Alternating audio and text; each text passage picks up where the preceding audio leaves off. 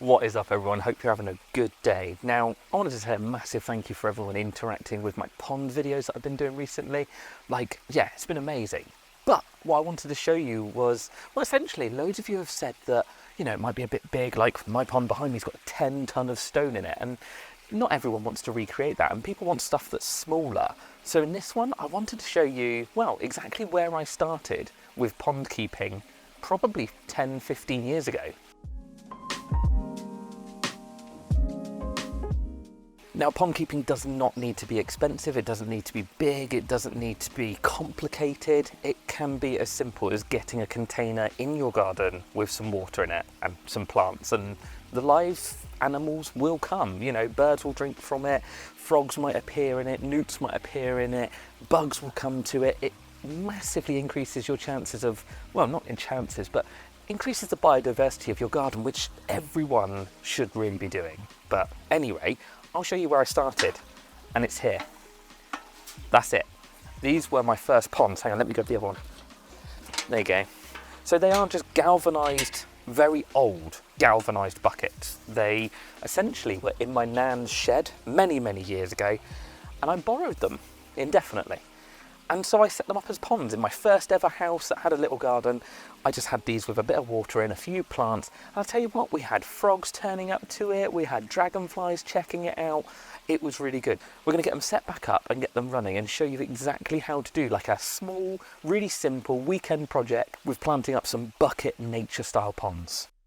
Now I've got 3 different sizes of the galvanized buckets. Now, as you can see, they don't really rust. These have been out in my garden for years and years, and they don't really rust that much. But even if they do, it takes them a long, long time, and you can just change it out. You could use plastic, so I was tempted to do it in one of these buckets. And then all you need to do is you just need to seal up the holes inside with a little bit of old pond liner, or I've even seen people use like acrylic sheeting and glue just to cover over the holes, and then you can do the exact same thing in these. But because I've got these buckets hanging around, I thought we'd start with these, and then maybe we could do a tropical version in some tubs. Now what I'm going to do is I'm going to try and do 3 different designs. So we're going to use the little one as a bog garden planter, so that'll be soil pretty much all the way to the top, maybe with like a gravel capping on it to make it look pretty. We'll do one of the 2 bigger ones with like half soil, half water, or maybe, yeah, something along those lines. And then I'll do a 2-tiered one as well, which I've lost my slate bits, but I'll use some slate and we'll do a 2-tiered design. So I'm going to try and do 3 different ones and show you how you can sort of mess around with it and make each one individual. So we're going to start with the biggest one. Well, it doesn't matter if they're a bit dirty. It's natural. We're going for like a shabby chic look. Classic, shabby chic, antique, miniature garden ponds. So most pond plants have these labels on. Hang on. I'll get to the plant in a minute. So you've got zone 1 right at the start, that one. Now they just like their feet being damp, so they're almost like garden marginal plants that like their feet being damp. You've got zone 2 then, which this plant obviously is, as you can see there, and they like it a little bit deeper in the water. Zone 3 goes deeper again. Zone 4s and 5s and 6s, well, 6 actually is floating on the surface, but zones 4 and 5 are right down on the bottom of the pond. So you do have to look at the label and work out which plants is going to fit your style and what you're going for. As you can see, this company makes it really easy in the fact that they put the centimetres there of how deep it can go, and then the centimetres there of how much it comes out of the water. So this one is a Pontidaria. So this is one of my favourite plants because it's got like, if anyone knows the aquarium plants, it looks like an Amazon sword. Now this is going to be our deep water pond, so that one, as you can see on the label, goes down to 40 centimetres deep. So it's going to be absolutely fine with this one just on the bottom. And then I've got a few grasses and a few other bits to go round it, just to fill in the gap and make it look a little bit different. So we're going to start with a little bit of pond soil. So this is special soil designed for ponds. It's essentially got sand, gravel, less nutrients in it, so it shouldn't cause as much algae. So we're going to do a layer of that in the bottom of this bucket, and then we're going to be able to put our planting on top.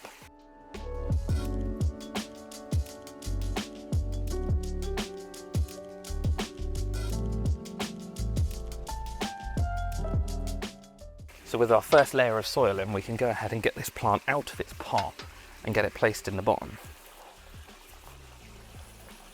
Maybe. There we go. Then to give it a bit more colour and a bit more life, this is a chorus. So this comes up in these really cool variegated leaves. And we're just going to put one of them either side of it to give it a bit more interest.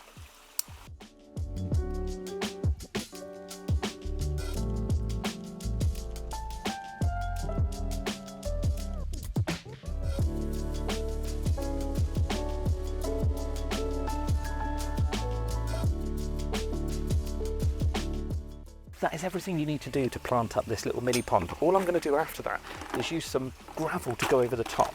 That will stop things majorly digging into it, and it will also help bed the soil down for when we fill it up.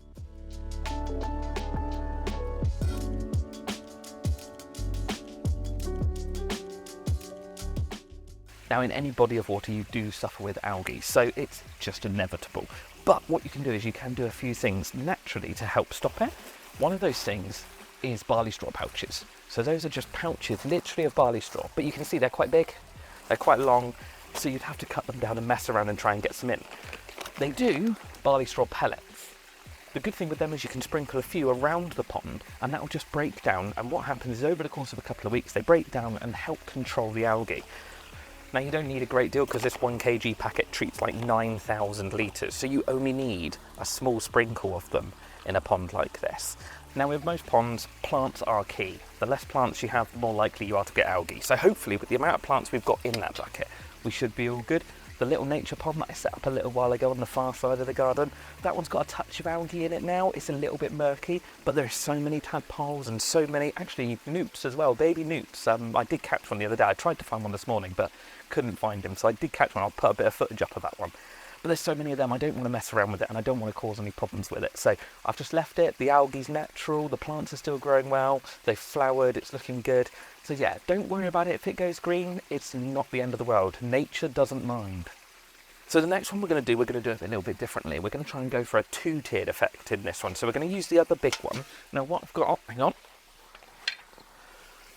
Now these are just some slate tiles that I didn't use in my kitchen in the end, and this one was a broken one anyway. And what we're going to do is we're actually going to create a partition with this so that the plants can have one plant out of the water and one plant in the water. And that should work a treat. That's how I done it last time, and hopefully it will go well this time. So for this little mini pond, we've got a couple of different plants. So we've got a schizostylus, which comes out in a really cool flower later on in the year. We've got Fulbagia, which honestly is like, I think it's part of the onion and like chive family. It smells quite oniony, but it comes up in those cool flowers.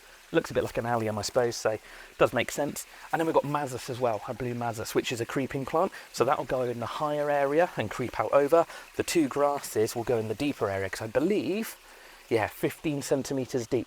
So those 2 will be perfect in the slightly deeper area. So as always, we're going to start with a little bit of soil in the bottom to get those roots something to delve into. Now you will hear loads of different people using different things. Topsoils, low in nutrients. You'll find people use just gravel, so the plants don't actually have any food source in here and they take the food from the water, which is what I do ultimately in the big pond. And also, there's hardly any water in them. It's so easy to water change. It's like 10 litres. So now we're going to build our partitioning wall. So we're going to have this side higher up. So all we're going to do is push that into there like so. And then we've got this one to go in that side. Like that, maybe. There we go. That's better. That's locked in. So now we can have this side full of soil and this side's going to be mostly water.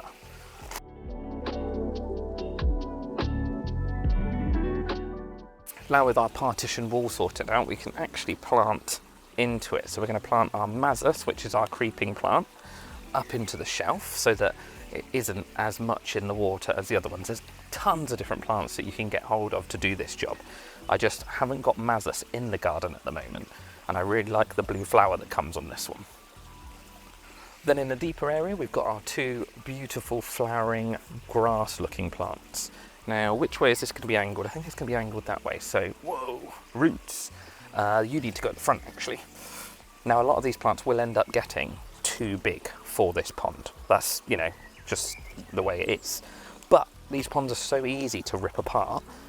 Like I say, there's about 10 litres in them. There's not even 20 litres of soil. That whole big bag is 20 litres of soil.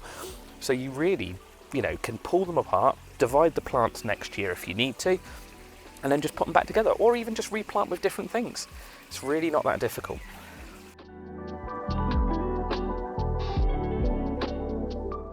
And again, a little dress of gravel just to give it a little bit of something. I don't mind the soil to look at, but I think it just looks nicer if you've got a few pebbles in there.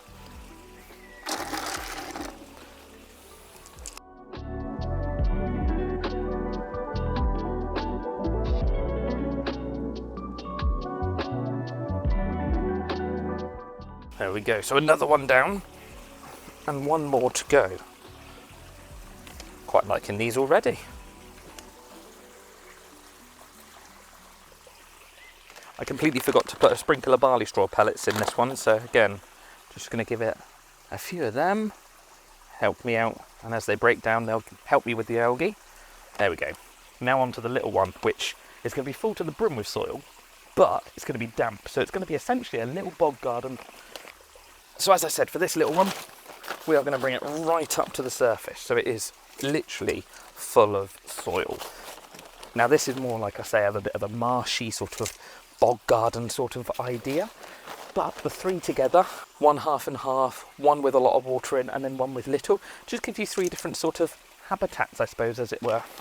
So for this little boggy area, we've gone for a potentilla, which has these like wicked red flowers on, and another one of the mazas. I thought I picked up a white and a blue. Evidently I picked up two blues, but not the end of the world. I've already got a lot of different flowers, the purple of the pontidaria, the pink of the tholbagia, the white of the schizostylus, so it'll make for a nice mixture of flowers as they all come out.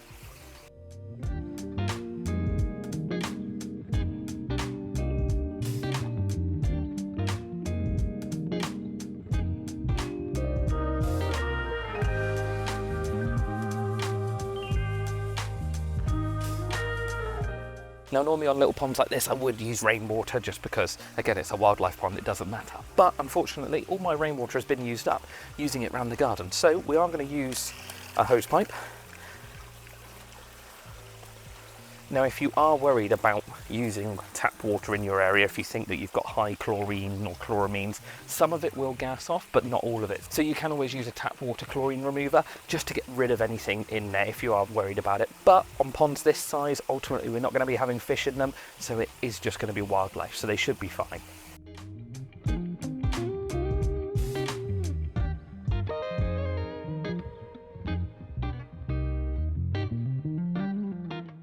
So now that they're full, you can see where these rocks are poking out the water, bugs and things are going to land on there, and bees, and then they're going to be able to drink from the water, so it's giving them a bit of a water source in your garden, which is amazing. And it's also going to give areas for the birds to perch and maybe have a bit of a bath. You could even do it sloped so that you have like a beach effect in one of them, and that would give the birds somewhere else to bathe and to drink and things like that. So there's loads of different things that this will attract to your garden. So there you go, it can be as quick and as simple as this, like 3 buckets essentially, 1 bag of soil, a dozen, no it's not even a dozen plants, is it? 1, 2, 3, 4, 5, 6, 7, 8 plants, 8 pond plants, and away you go. It really doesn't need to be complicated. There are thousands of species of pond plant out there. I've picked up the ones that, well, A, they had at the shop, and B, I quite like the look of them. I haven't got any of these in my main pond, so once they start growing I can take cuttings from them and replant them around my garden and in different ponds, and it works a treat. But ultimately just buy what you like. If you want to go for fully native plants, then look into what plants are from your area and buy those plants. If, like me, you just want to go for whatever looks pretty, go for it. Do it. Do whatever you want. Now I'm going to do a couple more things to these before we're fully finished because, well, I just want to, if I'm honest. To get to this point, it's fairly inexpensive and really simple to do. Obviously, if you wanted to push it further, like I'm going to do, you can do. It does make the build a little bit more expensive, but it's something that you can always build up to. For the one that's full of water, you could add a little solar pump to it. So I've got one of these little floating fountain pumps, and literally that's just going to sit on the surface and pump water around. So if you wanted that water movement sound in your garden, this is going to give it to you with no electricity.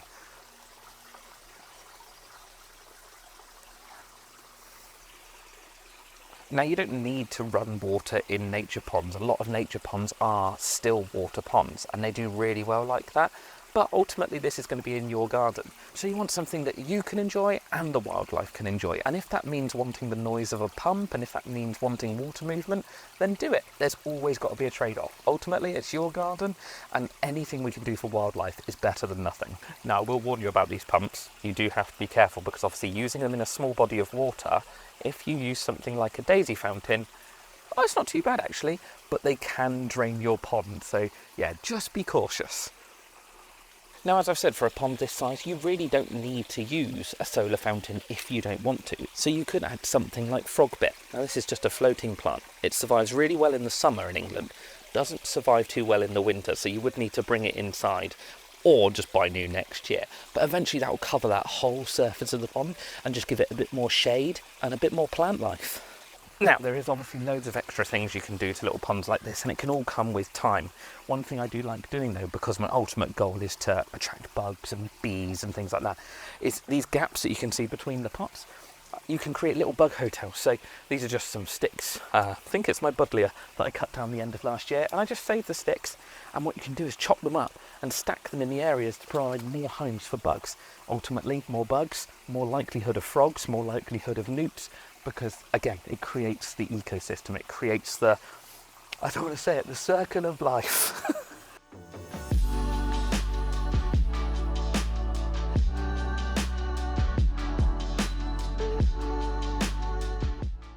Now, because I'm going for like a sort of antique, shabby sort of feel to it, I found these in the garden centre the other day, which are actually bulrushes in a rusty style. So I thought these behind it would look quite good.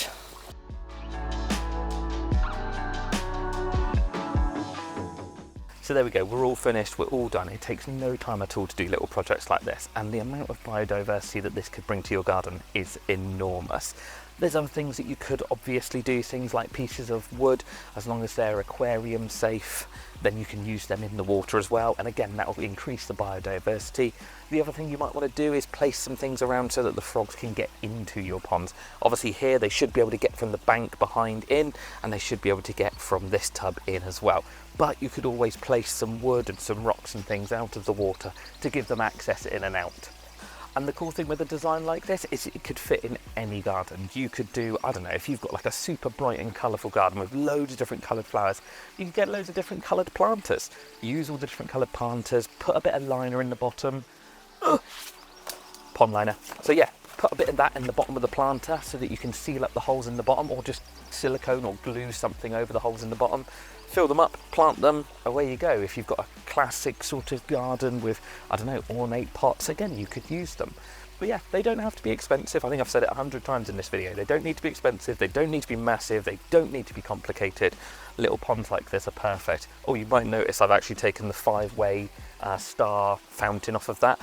Yeah, it was getting too big and it was blasting out over the edge of the pond. I could have turned the pump down though, but I didn't think of that at the time, so I just took it off. But anyway, hope you've enjoyed it, hope you found it interesting. I look forward to seeing your bucket ponds. Tag me in them on Instagram and Facebook. If you build a set of bucket ponds like this, tag me in them, let me see them. I want to see the projects that you guys and girls are doing after you watch my videos. Loads of you in the last one with the little nature ponds said that you were going to do something similar, and I haven't seen any. Like, tag me in them, make sure I see them. I want to see what you're doing. Anyway, I will see you in the next one. Oh, it's a long way over there.